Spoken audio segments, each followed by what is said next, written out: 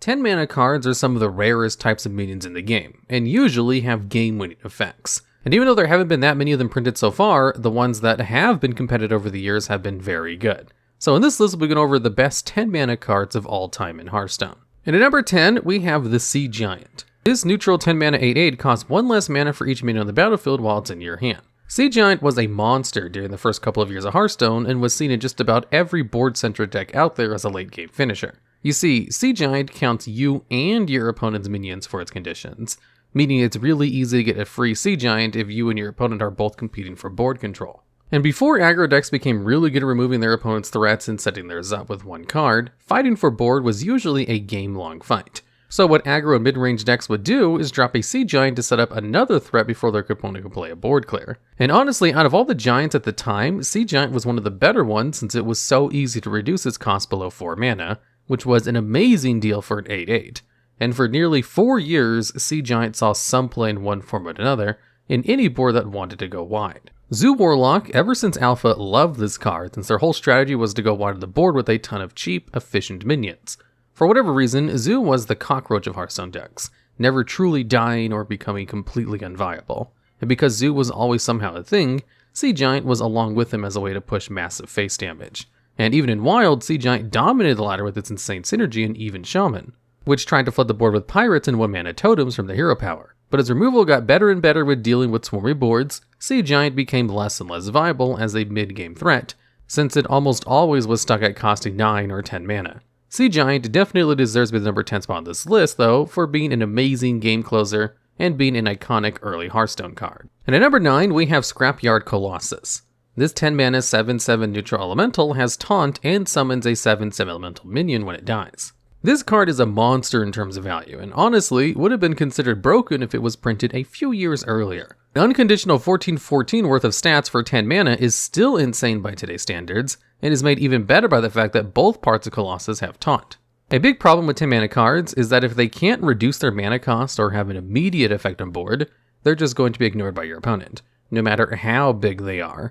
And even though there have been no great ways to reduce its mana costs, it can be cheated out with other cards and has taunt, which is a keyword considered to have an immediate effect on the board. The first major deck that picked up Colossus was Big Priest, a deck which loved cheating out big, high-value targets. This deck would first find a cheap way to get a small version of a big minion from their deck, have it die, and resurrect it to full size. And with the introduction of Blood of Gahun, which basically cast Shadow Essence every turn, it was incredibly easy to get small copies of Scrapyard Colossus, which would still summon a full-size 7/7 when it died. In Standard, it terrorized the ladder as one of the best late-game cards in Ramp Paladin, which attempted to cast Nozdormu as fast as possible to get the 10 mana. It even saw play in Standard as the big elemental of choice in Tribal N'Zoth decks, who summons a minion from each minion type that died the game. And even more recently, Colossus has been seeing a ton of play in cheesy rogue decks which try to get big death rattles off without playing them, and by using Cobalt Illusionist and Smokescreen, they can very easily fill the board with 7/7s by turn 4. Of course, Scrapyard Colossus' lack of mana reduction ability does hurt its viability, but it's still just an amazing generic 10-drop, and I hope Blizzard decides to keep printing future 10-drops. And at number 8, we have Cthulhu the Shattered. At the start of the game, this 10 mana neutral card splits into 4 5-mana cards that are shuffled into your deck. When all 4 pieces of Cthulhu are played, the actual completed Cthulhu card is then shuffled into your deck. And when you finally play Cthulhu the Shattered, it randomly deals 30 damage, while only targeting enemies. For reference, all of the pieces of Cthulhu are quite good, those being the Eye of Cthulhu, which randomly deals 7 damage while only targeting enemies, the Heart of Cthulhu, which deals 3 damage to all minions, the Body of Cthulhu, which summons a 6/6 with taunt, and the Maw of Cthulhu, which lets you target and destroy an enemy. This new and improved version of Cthulhu skips having to use the bad Cthulhu buffers in your deck, and only requires you to play all of its pieces. And what makes it even better is that against a full health opponent and an empty board, Cthulhu can deal exactly enough damage to one turn kill them. Even having to spend 20 mana over the course of the game on its pieces really isn't even that bad, since all of them are pretty decent standalone cards. When Cthulhu was first released in Standard, just about every class loved running it as a second win condition, since in the late game it could potentially be completed to either obliterate their opponent's board, or just win the game. And unlike most other win conditions which require a lot of support, Cthulhu was a one-card inevitable win condition that only slightly diluted your deck with its pieces. This card, like most of this list, is one of the few control deck win conditions that are still viable these days because of how fast aggro and combo decks have become. Wild, on the other hand, saw the OTK potential of Cthulhu and went with a more combo approach, trying to draw and play the completed Cthulhu as fast as possible. And even fairly recently, in one of the most powerful formats of Wild ever, Cthulhu found its home in a deck centered around it. Using a combination of control druid staples, this deck used a devious combo to have an insane amount of mana each turn. After playing Wildheart Guff, who increased your maximum mana from 10 to 20, this deck would then ideally try to play Twig, break it by playing a new weapon, immediately go up to 20 mana, and proceed to draw through their entire deck and play Cthulhu by turn 8. And speaking of degenerate druid cards, at number 7 we have Ultimate Infestation. This 10 mana druid spell lets you deal 5 damage, draw 5 cards, gain 5 armor, which is just an additional health for your hero, and summon a 5/5 minion. When Ultimate Infestation, or UI, was first printed, it legitimately became the best card in Hearthstone overnight, because of how much value it provided for just 10 mana. Sure, maybe just isn't the right word for a 10 mana card, but it is when you're getting about twice the value for what you paid. And without boring you too much with the math, the damage cost about 3 mana, the draw cost about 7 mana, the armor cost 1 mana, the body cost about 6 mana, and even more depending on how much you value the effect packaging. So yeah, if you manage to get off UI in Arena, casual, or even in a ranked game, you're very, very likely to win. It just offers so much between offering survivability, board presence, burst damage, and, most importantly, a ton of card draw. Ever since then, every non-aggro deck has been trying to get as many UIs as fast as possible to get towards their win condition. On release, UI was immediately abused in J Druid, probably the most oppressive deck that has ever existed in the game at the time. Using insanely good control cards, stall cards, and mana ramp, and an infinitely reusable win condition, this deck was pretty much uncrackable until it got hit with a ton of nerfs. Even to this day in Wild, UI still sees play in Celestial Alignment decks, which loves using UI after setting its cost of all cards to 1 mana. It's really hard to understate just how unfair this card feels when it's played against you, especially since every Druid in Wild is packing 2 of them these days. The only real weakness this card has is that it can sometimes draw you too many cards, sometimes making you overdraw or get to fatigue faster than you'd like. And for those of you that played when UI was all the rage, it might surprise you that this card only makes it the number 7 spot on this list. But honestly, the rest of this cards in this list have been so incredibly strong recently that this was as high as I could place UI on this list. And at number 6, we have Kun, the Forgotten King. This 10 mana druid card is a 7/7 and lets you choose between gaining 10 armor or refreshing all of your mana crystals. At first, this card looks fairly innocent. After all, if you want to get to 0 mana 7/7, you have to wait until turn 10 to do it. And the armor choice is really bad. But if this video is going to teach you anything, it's that anytime mana manipulation is printed in Druid, people are going to find a way to abuse it. And while Kun was never a top tier meta threat in Standard, he has shaken the entire Wild meta to this day. When he was first printed, people immediately recognized his combo potential with Aviana, a 9 mana 5/5 minion which made all your other minions cost 1 mana. So what people would do was first play Aviana, make Kun cost 1 mana, play him, refresh all of their mana crystals, and be left with a full 10 mana while all their other minions now cost 1 mana.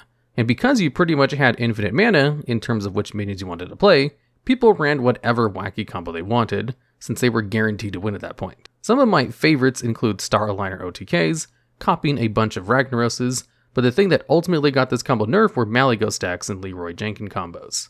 Aviana got nerfed to 10 mana, meaning she could have been included in this list, but over the years Kun has seen so much play even after her nerf, and Aviana Kun combos were still possible, except that you needed to play Innervate after you played Aviana now. Togwaggle Druid, which used the base Aviana Kun core, essentially tried to draw through their entire deck to get fatigue, and on combo turn, play King Togwaggle, swap your decks, and Azalina Soul Thief to copy their opponent's hand. That's because Togwaggle also gave your opponent a King's Ransom, which they could use to swap the deck back.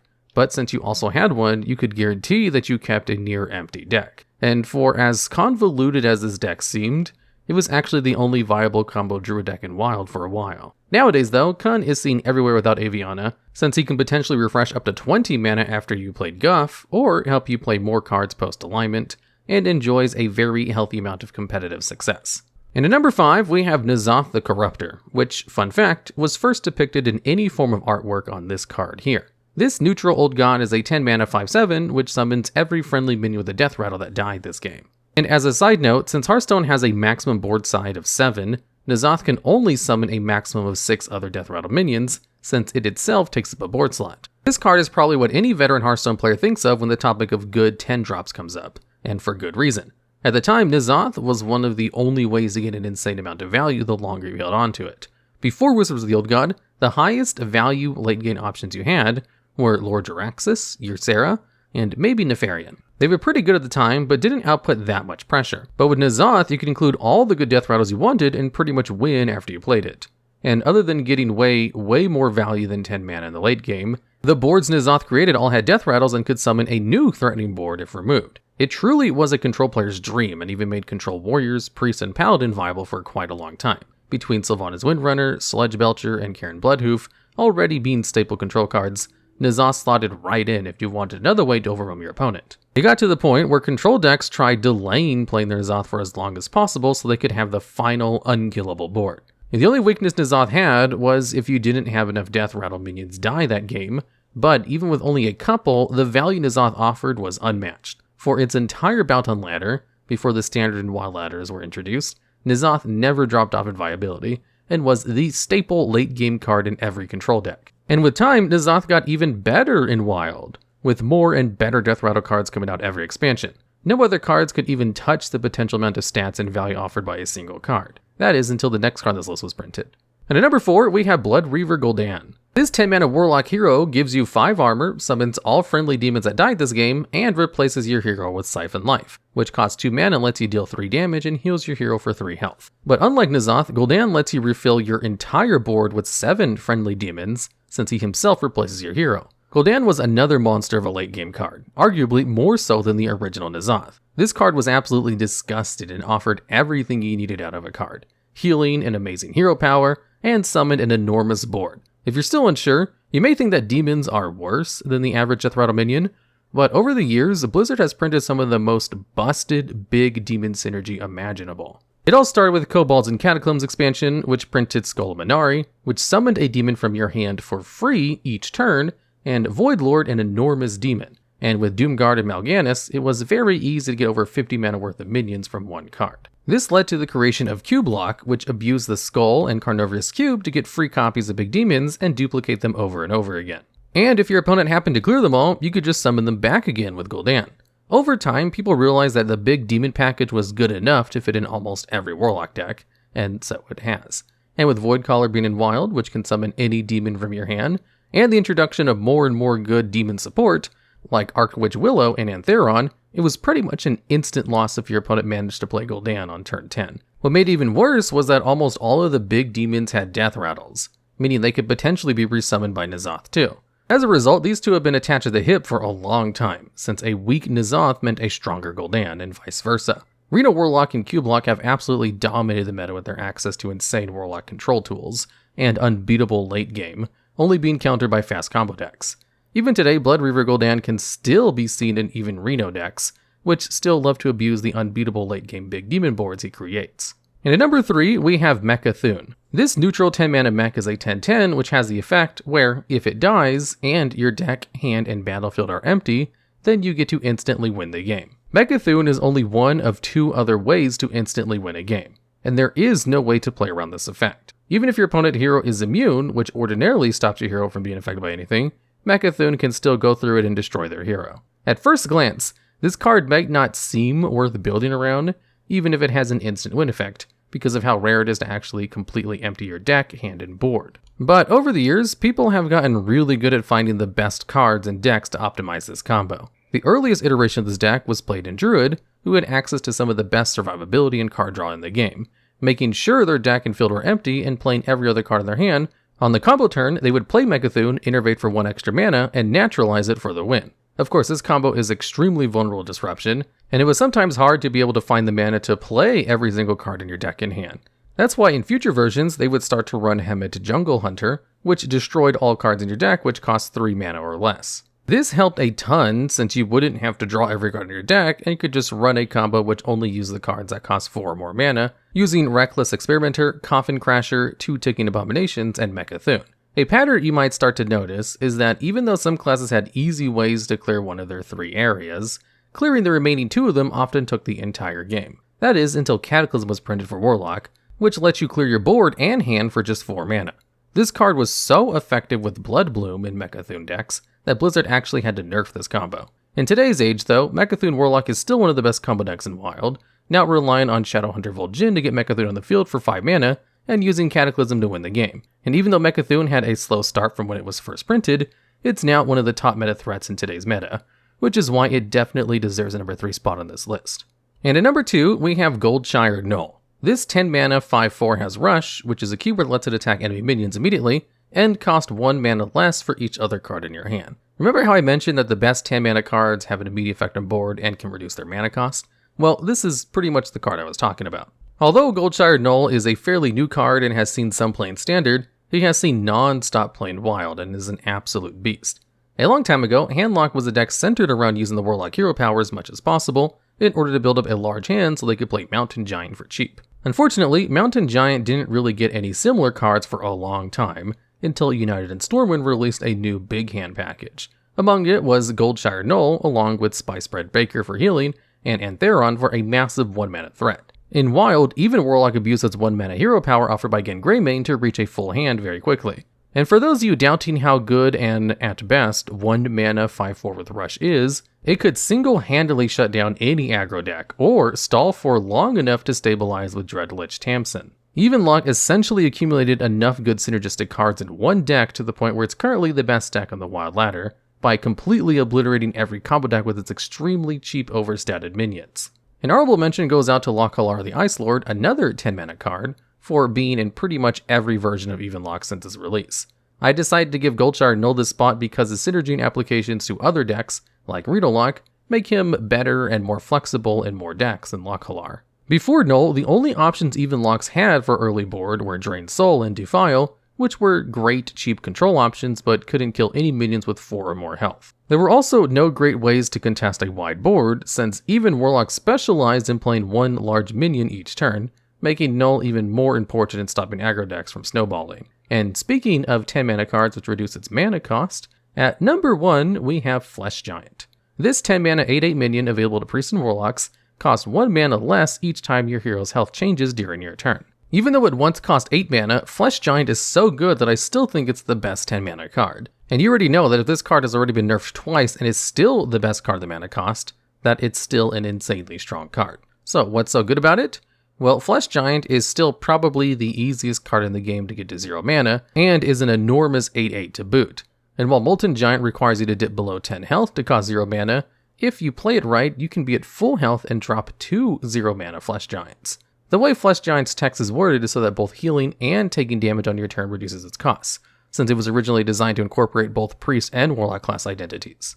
The problem is that Warlock is somehow the king of self-damage and healing, meaning it's almost trivial to get it out before turn 4. In the past, Flesh Giant was one of the main payoff cards in the Darkglare Warlock deck, which centered around its tutelar minion, which restored mana every time it took damage, and with enough cheap damaging cards, it was very easy to not only get a full board, but cycle through your deck and find very cheap Flesh Giants. This deck was by far the best deck in Wild for nearly a year, which is an incredible amount of time in the modern era. Then, with the introduction of the Demon Seed, a questline which rewarded you for damaging your hero, this deck immediately shot up to an S-tier deck, with ways to play your entire hand of damaging cards, all of which reduced the cost of Flesh Giant. It soon became clear how broken this deck was, and the questline was banned from Wild. Even today, Flesh Giant is still very viable and sees a ton of play in even Warlock decks, despite the prevalence of fast combo decks. And as much as I hate putting Demon Seed cards at number 1 again, there's no denying how insanely powerful every deck with Flesh Giant in it has been. Alright, and that's the list. This video idea was actually suggested by the viewer Chris111, and was a great excuse so that we can talk about some of the coolest minions in Hearthstone. So if you have any ideas that you'd like to see turn into videos or notice anything we missed, be sure to comment them down below in the comments.